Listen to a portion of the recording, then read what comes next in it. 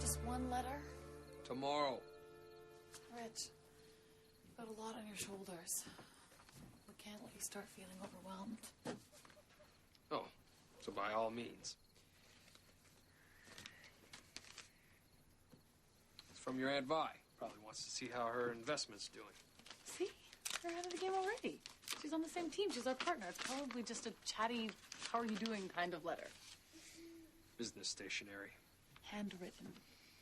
Read it.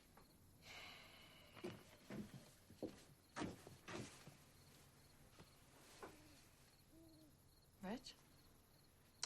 She found out we sold Stony Meadow. Oh, no. She's disappointed we didn't tell her, but she understands that every business needs to increase liquidity from time to time.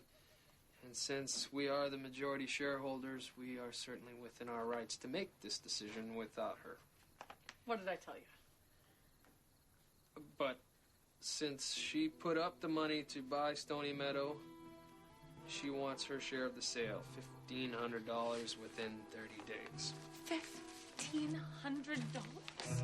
Love and Vi. Look at this. When am I going to put your breakfast? It's okay, I'm not hungry. You have to eat. Real estate prices in Vancouver are going up.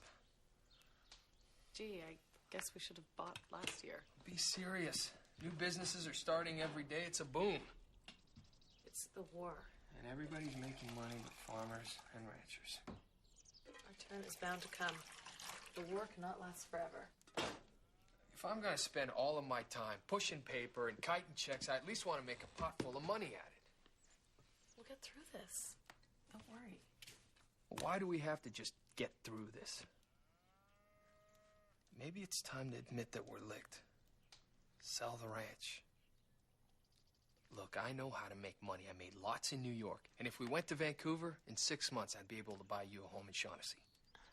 I could have had a home in Shaughnessy 2 years ago by marrying any one of a dozen boys at the club. But I didn't. Well, maybe you should have. Would have been easier.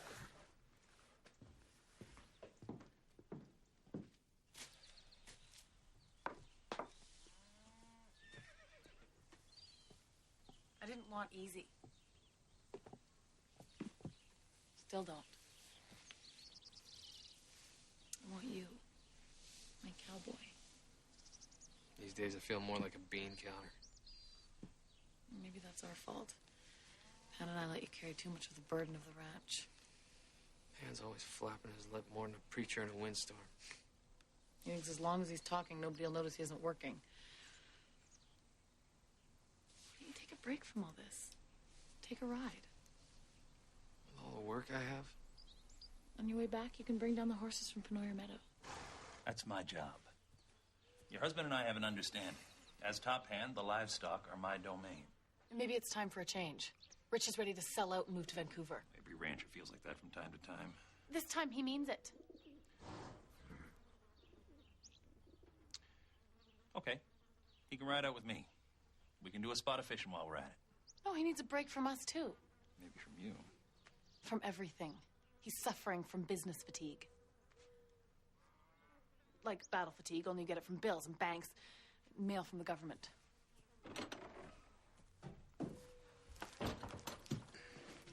Hi!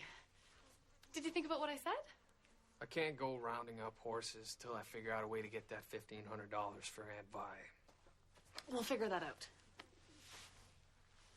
Won't we? Oh, sure, we will. Yeah, by the time you get them ponies down from the mountains, I'll have a plan hatched to get us over this molehill. We'll hatch a plan. Partner, that plan is starting to form as we speak. Now, if you don't shake a leg, I may have this problem solved before you can even saddle up.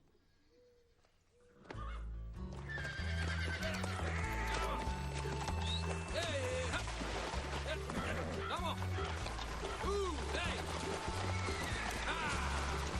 Yeah! Come on up! 1,500 ain't so much.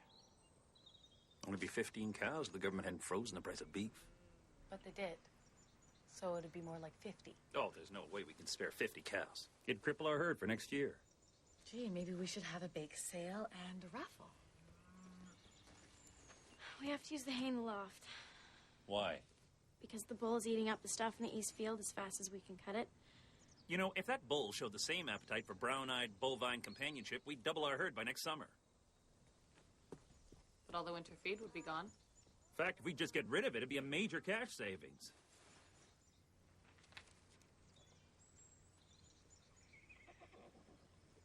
Oh, that's it. What? Now, don't say I never give you credit. Credit for what? Saving the ranch. It was practically your idea. All you were lacking were the specifics. Will you speak English?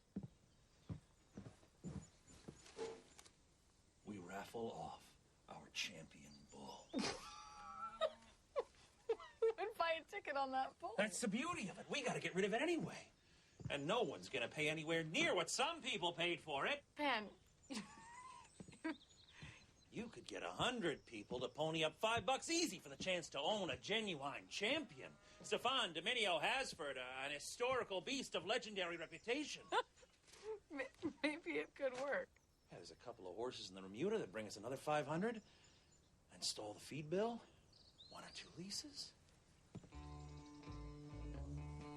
And we're there.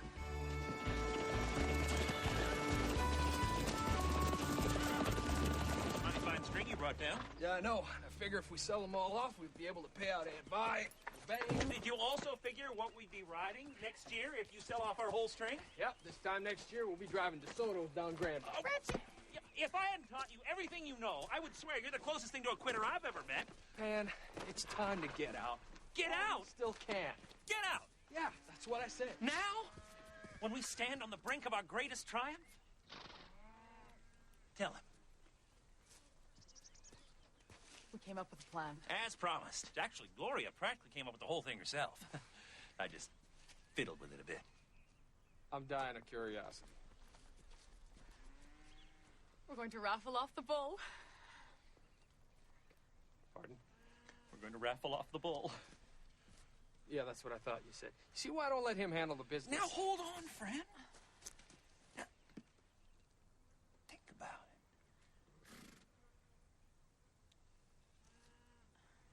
Oh, not me. I'm taking time off, remember? Wouldn't you spend $5 for the chance to own a champion anything? I've seen that bull. He don't look like much. Sure, now. But Stefan Dominio has built up every herd in the Chalke. He is a genuine piece of history. What am I going to do with a 12-year-old bull? Have you ever heard anyone say, there goes Ned Bartlett. He owns a champion. For $5, you could be the man who, for one brief, shining moment, owns the greatest bull ever to roam the Chalke. He bought it? Of course he did. Do you doubt your own genius? Genius might be going a bit far. 99 more and we are through. It'll never work, but if it makes you two happy, good luck. And if it's not too much trouble, before we get to town, could you get those damn cows out of Stony Meadow? You haven't done that yet? Some of us have been putting in long hours securing the future of the Frontier Cattle Company. Hello, Rupert. Too late, Hobson. Where are my cattle? Your cattle, after they tore down my fence, headed south for the Itches. Well, I'm sure they didn't mean to tear down your fence. They're just not used to it being there. My property, I can fence it if I like. Of course you can. Just be prepared to mend it, that's all. Let me help you with that.